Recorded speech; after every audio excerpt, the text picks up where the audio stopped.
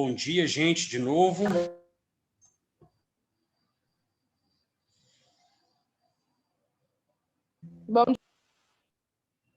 Bom dia. Vamos começar em breve a última aula do dia, para irmos almoçar.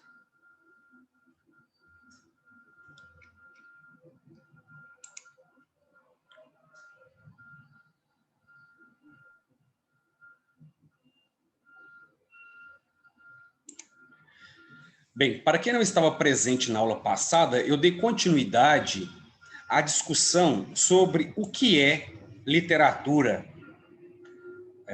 Porque nós estamos agora no primeiro... Professor querido. Oi, tudo bem, Nicole? Nós estamos agora, nesse início de primeiro ano, conversando sobre o que é literatura, porque passaremos a ter aula de literatura, né? Então é preciso entender o que é literatura, como é a linguagem literária. Nós vimos, então, que a literatura é a arte da palavra, não tem uma função, na sociedade como outros tipos de texto possuem, né?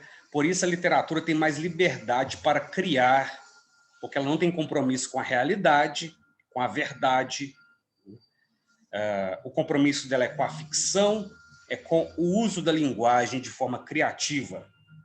Então, a literatura tem uma função estética e não uma função prática. Como eu falei na aula passada, tudo hoje tem que ter praticidade na vida, né? Mas a literatura não tem. Então, ela sai dessa ordem da rapidez em que estamos vivendo, né? Se você está na fila de um fast food, né, que começa a demorar muito, você sai e vai para o outro concorrente. A gente não tem paciência de esperar mais nada, né? E a literatura é a arte da paciência. Você tem que pegar um livro e esquecer da vida, desacelerar, o que não é fácil realmente nesse contexto. Por isso, a literatura segue na contracorrente, ou seja, segue numa ordem diferente. Eu vou mostrar para vocês agora um vídeo que tem elementos literários, porque, na verdade, é de uma ópera. A ópera é um trabalho literário, né? Faz parte do gênero lírico dramático. E vejam que é uma ópera famosa, de um dos grandes compositores, e com certeza vocês já pelo menos ouviram ou viram de forma direta ou indireta. É uma das partes mais difíceis de toda a obra do Mozart. Vocês já ouviram falar no Mozart, né? No grande compositor alemão Mozart. Então, ele fez várias óperas, né? E uma delas é a Flauta Mágica, uma ópera chamada Flauta Mágica. E essa ópera tem um momento muito difícil, que eu vou mostrar para vocês por que é difícil. Então, eu vou compartilhar aqui. Deixa eu ver onde que está. Não está aqui.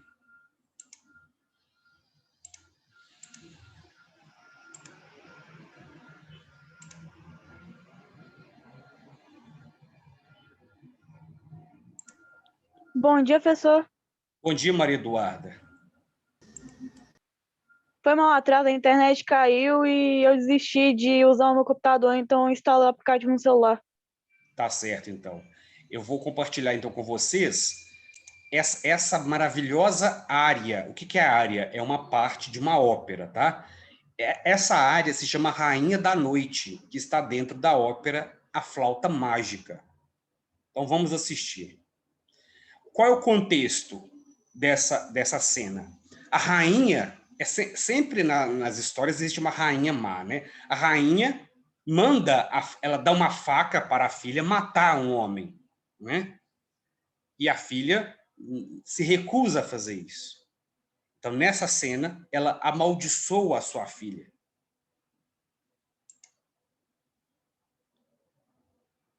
Então, essa é a mulher que faz o papel.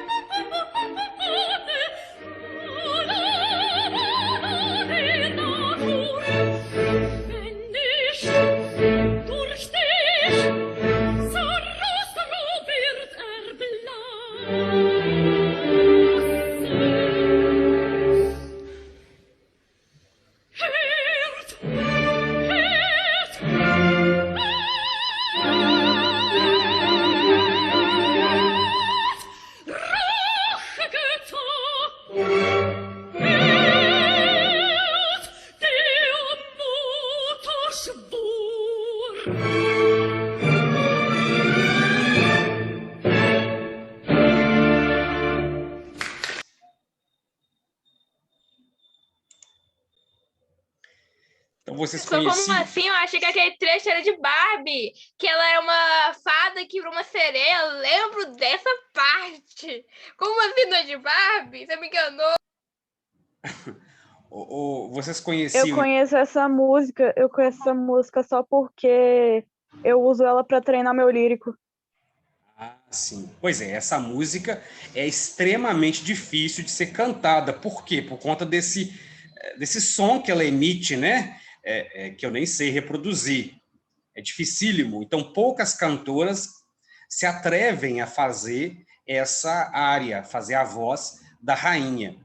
Mas aqui, embora nós não tenhamos um texto escrito, tenhamos apenas a legenda, nós conseguimos identificar alguns elementos típicos da literatura aqui. Primeiro, é muito comum na literatura a figura da rainha má, né? Aparece nos contos de fadas e aparece, a partir dos contos de fadas, em outros textos literários nos quais existe essa mulher vingativa, né? E cruel. A mulher cruel é uma figura muito comum na literatura. E aqui nessa cena, ela, por meio de chantagem emocional, né, está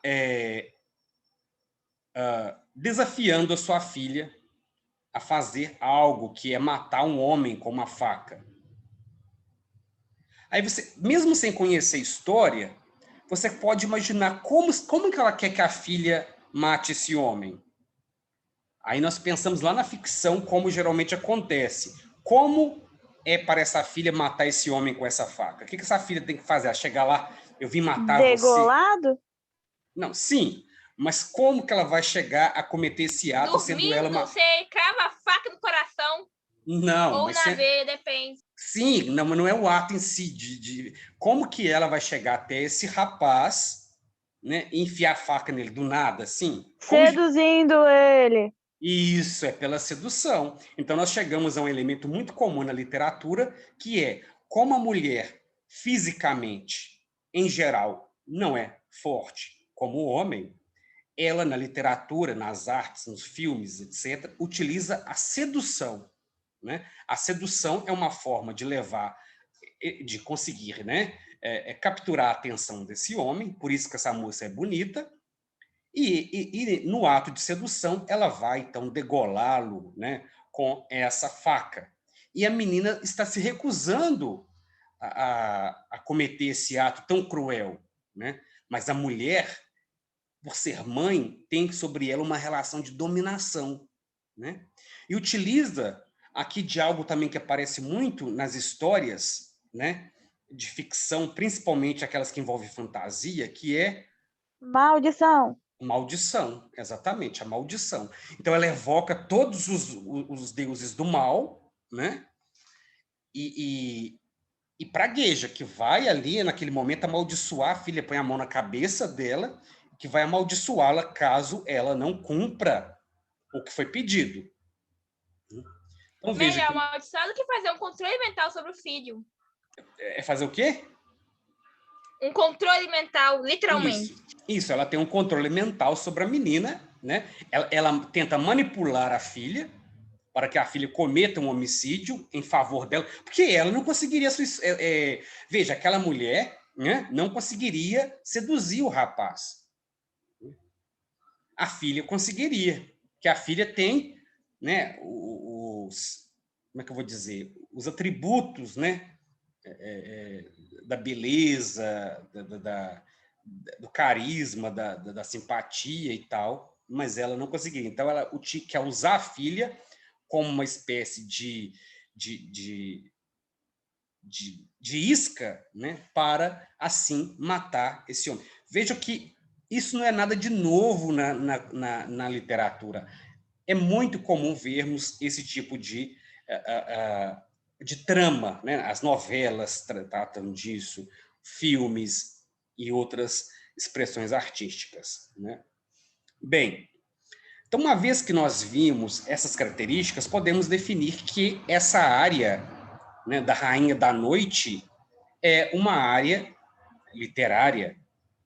O próprio nome, a Rainha da Noite, significa que é a rainha do mal, né? Por conta da ideia de noite. Sempre a noite é ligada a aspectos malignos. Então, nós estávamos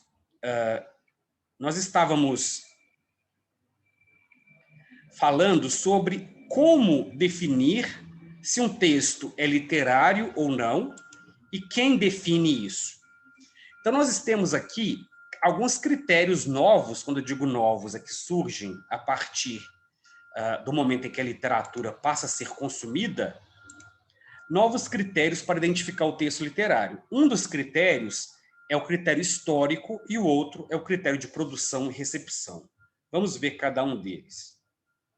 No caso do critério histórico, né, alguns textos não são produzidos com a intenção de serem literários, porém, são reconhecidos como sendo literários depois de algum tempo por causa da sua relevância histórica. Então, por exemplo, quando lá na época dos descobrimentos, os viajantes europeus iam aos lugares, eles escreviam relatos, né, como temos a Carta de Pero Vaz de Caminha. Esses relatos não tinham como objetivo ser literários, tinham como objetivo ser relatos verídicos, mas nós sabemos que eles não são verídicos, né? Por que nós sabemos que eles não são verídicos? Nós vamos estudar sobre isso neste primeiro ano, ao longo do ano. Esses relatos eram cheios de fantasia, de que havia monstros, canibais, sereias, né? Figuras demoníacas. Isso não existia nessa América demoníaca que eles acharam. Então, hoje, quando nós vemos esses textos antigos, nós consideramos literários, porque eles são cheios de fantasia e, além disso, eles têm uma importância histórica muito grande. Então, o critério histórico de textos que ajudaram a definir o que nós somos são textos literários, né? Encontrar nos textos importância como documento histórico significa atribuir a esses textos uma característica literária, né? Por exemplo, o livro das Mil e Uma Noites, né? da Sherazade, que ela contava as histórias para não morrer, né? Um texto literário. Como eu já falei, a Carta de Pero Vaz de Caminha, as cartas de Cristóvão Colombo, as cartas de Américo Vespúcio, textos literários, algumas crônicas, alguns textos que eram publicados no jornal por escritores que na época não eram famosos, né? E hoje são famosos, escritores antigos, isso passa a ser literatura. Então, o critério histórico acontece, por exemplo, também quando um autor não é reconhecido na sua época, mas depois de muitos anos, a obra desse autor passa a ser considerada literária por conta da sua relevância histórica. Quer virar famoso? Morra. Isso, exatamente. Depois de morto, aí fica famoso. Isso é muito comum, porque durante a vida, aquele escritor não teve reconhecimento. Depois que ele morreu, passou-se muito tempo, viu-se que a obra dele tinha grande valor. Um exemplo é o inventor das fábulas que a gente conhece tanto, né? As fábulas como A Cigarra e a Formiga, a fábula A Raposa e as Uvas, essas fábulas Por exemplo? O Esopo, ele não era reconhecido, ele era um escravo, né? Na sua época. Eu achei que você falava Van Gogh. Não, Van Gogh não. Van Gogh é um pintor, né? O Esopo era um escravo. Então, muitas vezes acontece de um escritor não ser reconhecido na sua época, mas ser reconhecido depois, né? Shakespeare, por exemplo, não era reconhecido na sua época. E hoje é o escritor mais famoso, né? Qualquer pessoa sabe, pelo menos já ouviu falar em Shakespeare. Outro critério importante para definir se um texto é literário ou não é o critério de produção e recepção. Por exemplo, o que é produção? Eu tenho a intenção de produzir um texto literário. É diferente de, no passado, eu não ter essa intenção de ser um texto literário, mas esse texto se tornar um ícone literário. Então, não foi intencional, foi histórico. Mas há o caso de ter intenção. Eu vou sentar agora e eu quero escrever um poema. Isso é intencional. Então, a produção também indica que um texto é literário, se eu produzo esse texto com essa intenção, né? Outra característica é a recepção. O que é recepção? É quando eu identifico o meu texto como sendo literário, eu estou produzindo um texto, e esse texto tem que ser recebido pelos leitores como sendo literário também. Porque imaginemos, eu elaborei um texto que eu acho que é um romance. Então, publiquei. As pessoas que leram falam, não, que porcaria isso aqui. Nossa, isso aqui nunca que é um romance. Não, não tem nada de romance aqui. Aí fica complicado, porque quem está certo? Eu ou quem está lendo? Ora, aí depende muito. Se o meu livro foi publicado para ser vendido, é quem define é o consumidor, né? O gosto do consumidor. Eu não atingi o meu consumidor, não identificou o meu texto como sendo literário, portanto, eu posso continuar afirmando que é um romance, se os meus leitores todos não concordam que seja um romance. É uma questão extremamente complexa. Quem define se um texto é literário ou não? É a pessoa que fez o texto? É a pessoa que vai receber o texto, que vai ler? Ou é, por exemplo, especialistas que vão fazer análises desse texto? Uma vez eu estava na sala de aula, porque na escola isso não acontece, mas lá na faculdade, nas pós-graduações, é comum, às vezes, o professor humilhar o aluno. Então, uma aluna, eu estava na sala, uma aluna falou, o professor perguntou, o que você é? Ela, sou escritora. Ah, é? Você é escritora? Você já ganhou quantos prêmios? Nenhum. Você já fez exposição? Já participou em exposições como a Bienal do Livro? Não. Você vive do seu ofício de escritora? Não. Quantos livros você já publicou? Ah, eu fiz um livro. Não, então você não é escritor. Sinto muito de te falar, você não é escritor. Você acha que é escritor, mas você não é. Ele falou com ela assim, né? Eu fiquei assim, em choque. Mas o professor falou, você não é escritora, nem aqui nem na China. Né? Aí ela ficou tão consternada, né? Mas em certa medida, se nós pensarmos nos critérios, né?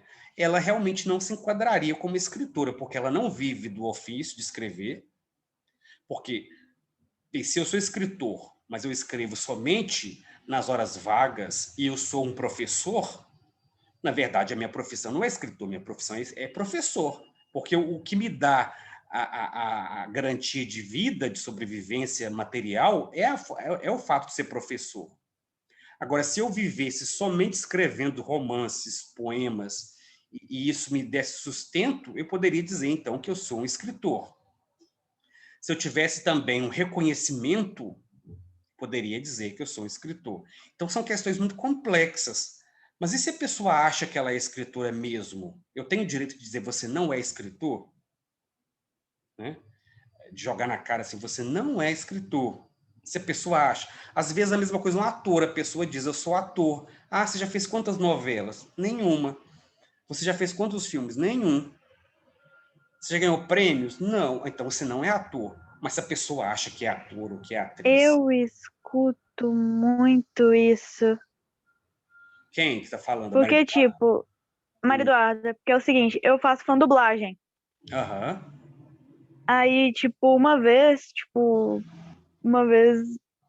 eu fui conversar com um dublador profissional.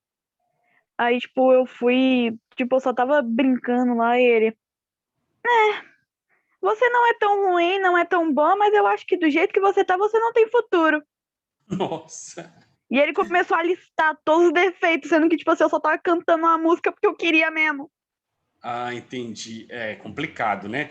Quando você entra nesse aspecto do julgamento, porque o julgamento faz parte do campo artístico. Gente, se você quer entrar para o campo artístico, tem que estar aberto a julgamento. Não adianta, você vai ser julgado, né? Porque você vai estar exposto à avaliação. Se você vai dançar, cantar, escrever, pintar, a sua obra vai ser exposta, ou a sua dança, ou a sua música, e você vai ser julgado, porque não é porque as pessoas são más, é porque o julgamento faz parte, né? Existem os artistas e os julgadores. Aí algumas pessoas falam assim: eu gosto de receber críticas construtivas e não destrutivas. No âmbito da arte, não existe essa distinção entre crítica construtiva e crítica destrutiva. É a crítica e ponto final. Cabe a você receber essa crítica de forma positiva ou não, né? Então, por que eu estou dizendo isso? Porque nós entramos nessa complexidade que é o campo artístico. E um critério muito complicado é esse critério de definir a qualidade. Nós vamos chegar daqui a pouco a esse ponto. O que define, primeiro, o que define um texto como literário e o que define a qualidade desse texto? É o aspecto econômico, porque às vezes um texto é muito bem escrito, mas foi a um evento, a uma feira, e não vendeu nada. Enquanto o outro livro pode ser considerado não bom, mas vendeu muito. E aí? Qual desses dois é literário? Mais literário, o que vendeu muito ou o que não vendeu nada? O que foi bem aceito pelo público ou que o público nem quis ler? Então, são critérios muito complicados. Eu estou trazendo essas questões porque são questões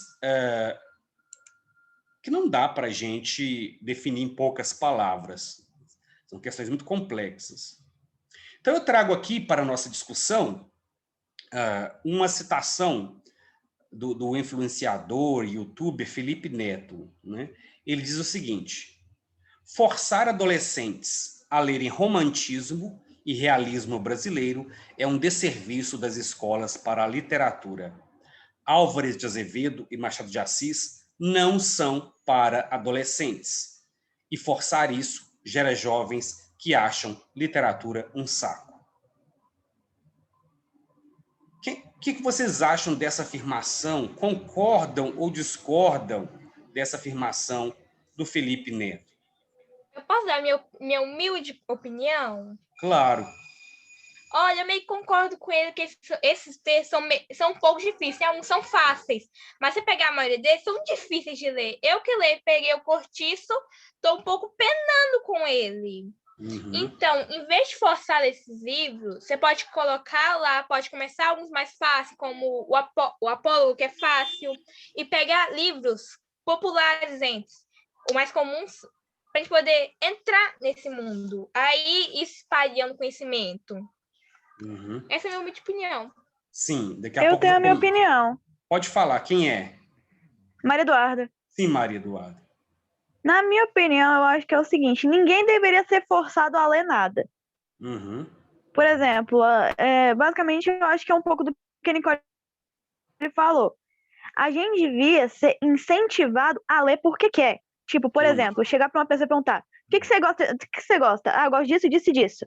Ah, então você vai gostar disso daqui. E dar um livro para ela que tem o que ela vai gostar. Porque ela vai querer ler. Uhum. Não vai ser forçado. Certo. Alguém tem uma opinião? Professor, eu acho Sim. que, assim, eu concordo e não ao mesmo tempo. Eu concordo porque eu realmente acho que, tipo, às vezes afeta muito a pessoa. Às vezes a pessoa começa a não gostar de leitura por causa dessa forçação da escola de ler certos títulos e etc. E realmente eu acho muito difícil ler, assim, Machado de Assis e algumas coisas. A gente não entende, às vezes só depois a gente vai entender. Mas eu também acho que são marcos da literatura que a gente tem que aprender, sabe? Eu acho que ajuda muito no nosso aprendizado na escola. Então, eu fico nesse meio termo. Eu realmente acho que eles podiam colocar a gente para ler livro. Tipo assim, escolhe um livro que você gosta de ler, que não seja super banal, e coloca para ler, para a gente ler o que a gente gosta e ir gostando de leitura com o tempo. Eu, por exemplo, eu amo leitura, eu amo ler, só que eu não gosto de ler os livros da escola. Eu sempre, nossa, demoro horrores. O livro que eu gosto, eu leio em 1, 2 semanas, assim, bem numa boa. Então, eu acho que é isso, entendeu? Mas não é tipo pra gente não ler Machado de Assis esse negócio. Eles são importantes, eles são legais. Ele fala que Machado de Assis é super irônico. Mas temos que, tipo, não já jogar de cara. Até porque são leituras maçantes, são leituras difíceis. Tipo, deixa a pessoa com curiosidade, coloque a curiosidade na pessoa para ela ler. E se for para obrigar, tipo, já construa uma coisa de leitura para a gente poder já pegar aqueles, construa a escada antes de pegar no topo. Isso mesmo. Alguém tem opinião diferente ou parecida e quer compartilhar? Não? Pessoal, eu vou pelo lado da Emanuele. Tipo, eu acredito que é importante. Sim, Daniela. Eu acredito que é importante colocar livros que a gente goste, mas, por exemplo, eu fui apresentada a leituras de clássicos e afins há muito pouco tempo, porque eu acho que, sendo jovem, a gente não tem exposição dessas leituras tanto, só na escola. Então, tipo, eu acho que é necessário colocar. Por exemplo, tem muitos escritores hoje que eu gosto porque a escola me apresentou eles. Só que eu acho que, igual a Maria Eduarda também falou, são leituras maçantes. Então, intercalar, eu acho que seria o ideal. Certo. Então, eu vou dizer, então, a minha opinião a respeito do que o Felipe Neto expôs. E pensando em mim quando eu era adolescente, né? Eu gostava muito de ler. Então, se eu gostava de ler, eu sou uma pessoa que eu tenho um lugar de fala, né, digamos assim, para comentar sobre leitura. Mas algumas leituras são extremamente chatas mesmo, né? De alguns escritores, não todos. E que são importantes, como já foi falado aqui, como marcos históricos, né? Mas que não são atrativas. Vou dar um exemplo. José de Alencar. José de Alencar é um escritor importante para a nossa história, mas eu acho a leitura, até hoje, eu acho uma leitura chata. Mário de Andrade é outro também que eu acho leitura chata. Clarice Lispector pode me apedrejar, mas eu também não gosto muito. Mas há alguns que eu considero muito importantes e fascinantes, como é o caso do Machado de Assis. Bem, o que a gente tem que fazer, então, como estudante? Primeiro, ter consciência de que existe um tipo de leitura que é para o meu prazer e existe um tipo de leitura que é para o meu crescimento intelectual. Como assim?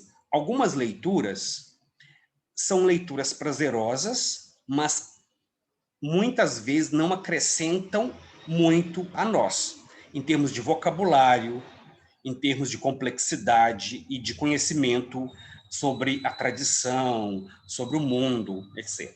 Então, geralmente, são essas leituras que você lê muito rapidinho.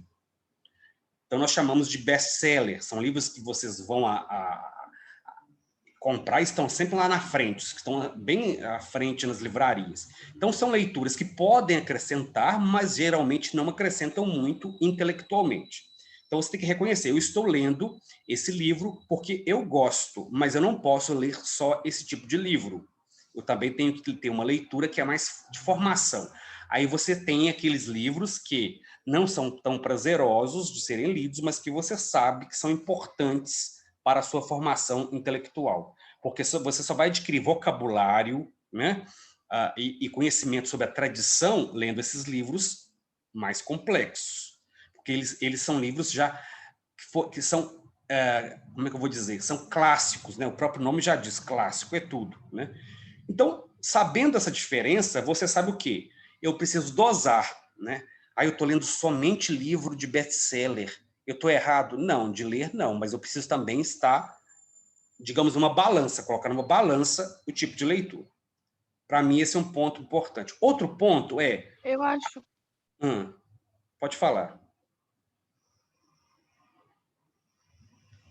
Pode falar. Que, tipo, a literatura seria tipo uma escola, na escola.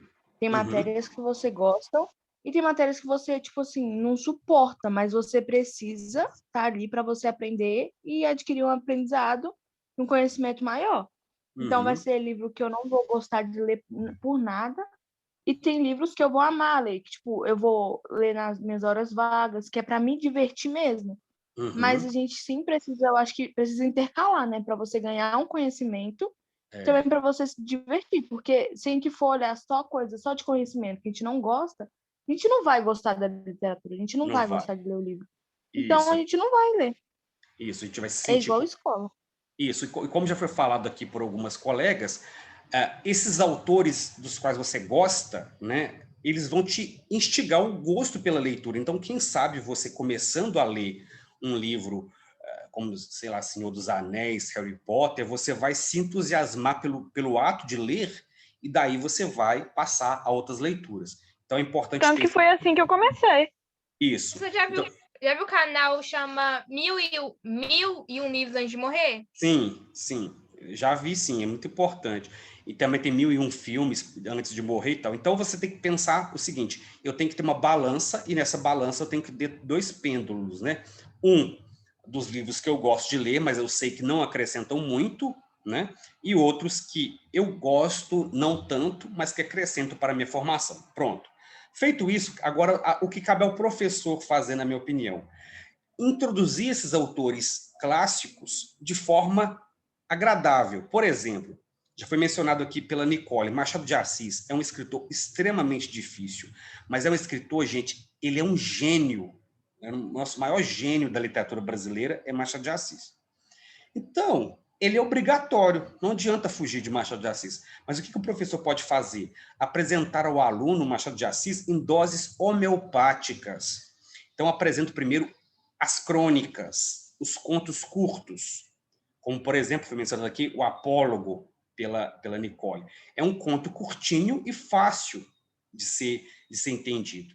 Então, o aluno que gostou de ler o Apólogo vai querer saber mais de Machado de Assis, né? Vai querer ler outras coisas, vai procurar outros contos, e os contos dele são excelentes também, são contos irônicos, que também foi mencionado aqui, que ele é muito irônico, e é realmente extremamente irônico, e essa ironia a gente só vê nos grandes clássicos mesmo.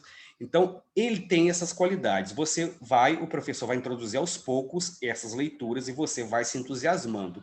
Então, em vez de começar com os romances mais complexos, começa com as crônicas ou os contos desses escritores clássicos. Então, são dois posicionamentos importantes. Um por parte do professor, outro por parte do aluno.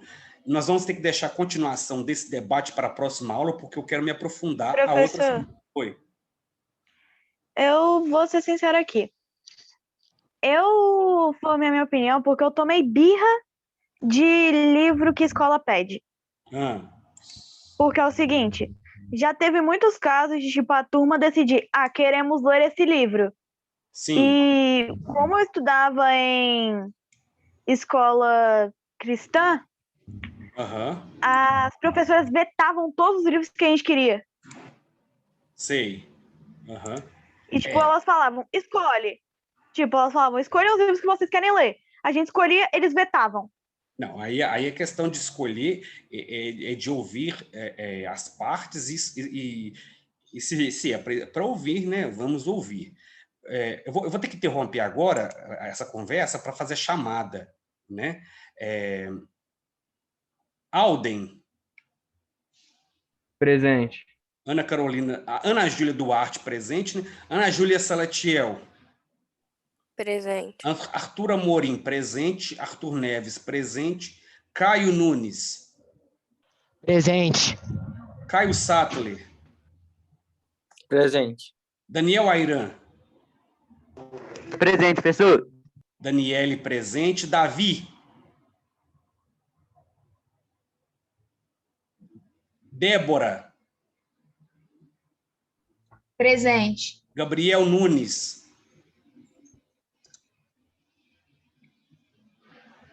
Isabela Jesus. Presente. Júlia Gomes. Presente. Lara. Presente. Lohane. Luan Carlos. Luan Estevão. Luísa. Mateus. Eu estou pulando alguns nomes porque eu já vi. Mateus. Presente. Rafael Rodrigues.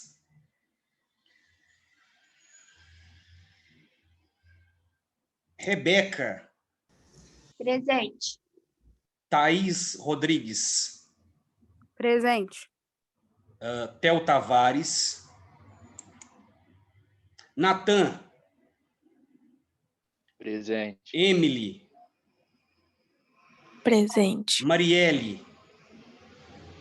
Presente. Emanuele. Presente. Ludmila. Ailana. Lara Domingues. Carlos Eduardo. Nicole. Presente. Ana Clara. Presente. Samuel. Heloísa. Professor, as duas Laras estão presentes, a Tá. Isabela e a Domingos. Isso. E Ana Beatriz. Bem, Professor, você me pulou. Ô, Fê, você deu presença pra mim, mano?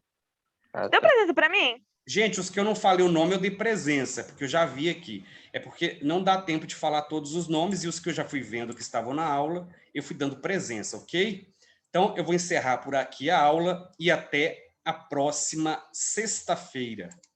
Tchau. Até, professor.